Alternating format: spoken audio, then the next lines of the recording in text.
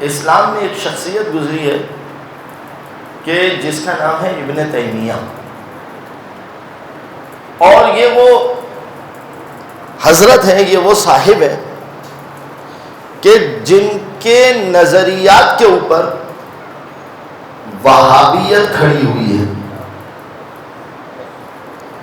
تو جو ان کے نظریات ہیں انہیں ہمیں اس منبر حسین سے رد کرنا ہے.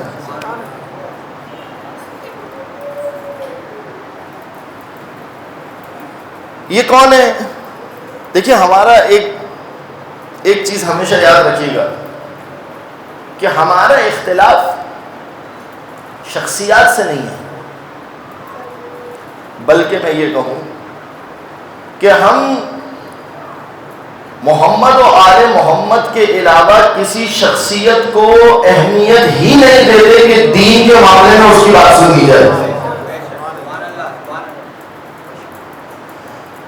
اور اگر کسی کو اہمیت دیتے ہیں تو اس لیے کیونکہ وہ محمد و آل محمد کی تعلیمات ہم تک پہنچا رہا ہے. لہٰذا محمد و آل محمد کے بعد اگر کسی کا احترام ہے تو اس وجہ سے ہے کہ وہ تعلیمات آل محمد ہم تک منتقل کر رہا ہے. لہذا ہمارا اختلاف کبھی بھی شخصیات سے نہیں ہے. تو پھر ہمارا اختلاف کس سے؟ ہمارا اختلاف ہے افکار سے. ہمارا اختلاف ہے ان افکار سے جن کی فکر میں محمد و آل محمد نہیں آتے اور انہیں محمد و آل محمد سمجھ نہیں آتے. بس انہیں محمد و آل محمد سمجھ نہیں آتے، ہمیں وہ سمجھ نہیں آتے. ایک مل کے درود پڑھ دیجیے محمد و آل محمد پر.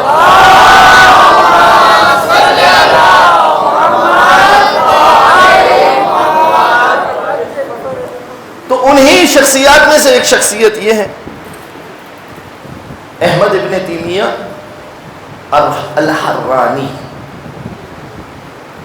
ان کا جو زمانہ ہے وہ زمانہ ہے جو ان کی ولادت ہوئی ہے 662 ہجری میں، یعنی آج سے تقریباً 800 سال پہلے.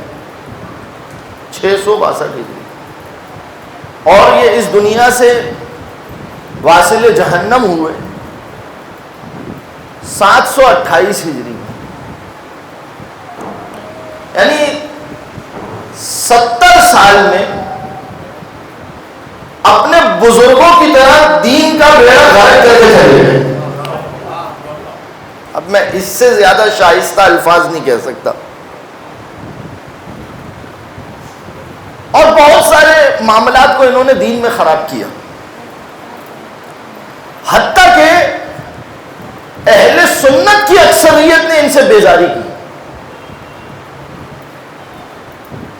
فقہی اعتبار سے حنبلی تھے اور دین کے اندر وہ نظریات ڈالے.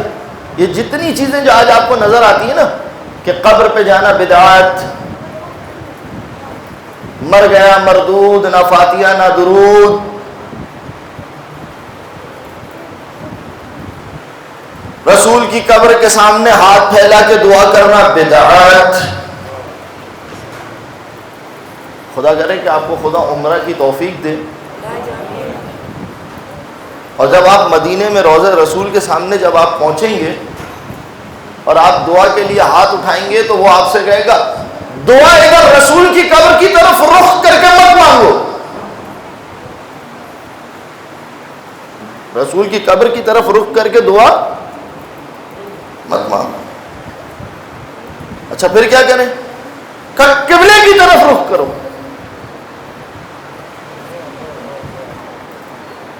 اچھا بھائی، کیا جو قبلے کی طرف رخ کر کے دعا سنتا ہے وہ رسول کی قبر کی طرف رخ کر کے نہیں سنے گا؟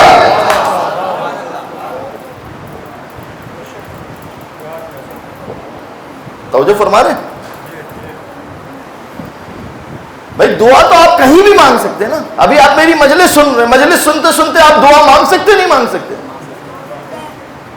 یعنی عجیب ہے واللہ. مسنون دعائیں جب ان کے بزرگ کتابیں لکھتے ہیں تو کہتے ہیں کہ بیت الخلا میں جانے کے بھی آداب ہیں. تو ہمارا دین تو وہ دین ہے کہ جس نے بیت الخلا میں بھی دعا سکھائی. بیت الخلا میں بھی دعا سکھائی.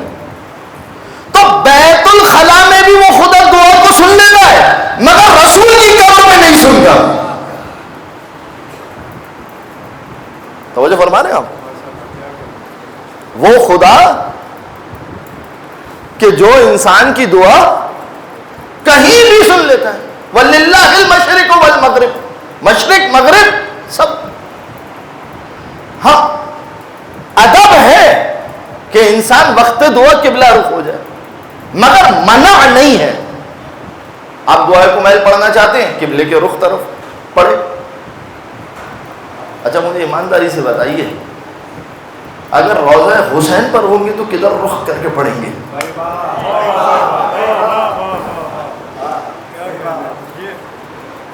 ہے یا نہیں؟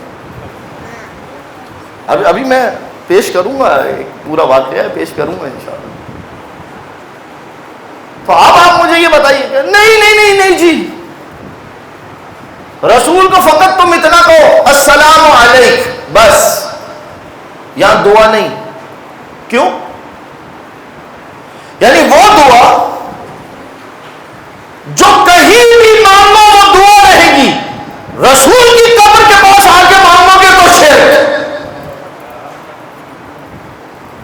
عجیب منطق دیکھیے مسلمانوں کی، فکر دیکھیے مسلمانوں کی. رسول کی قبر کے پاس آ کے دعا نہیں مانگو، شرک ہے یہ، شرک. اچھا بھائی شرک کیوں ہے؟ اس لیے کہ تم غیر خدا سے مانگ رہے ہو.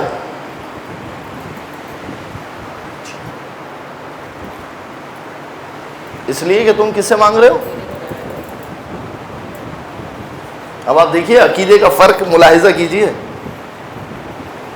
اب مجھے بتائیے جسے ذات محمد میں خدا نہ ملے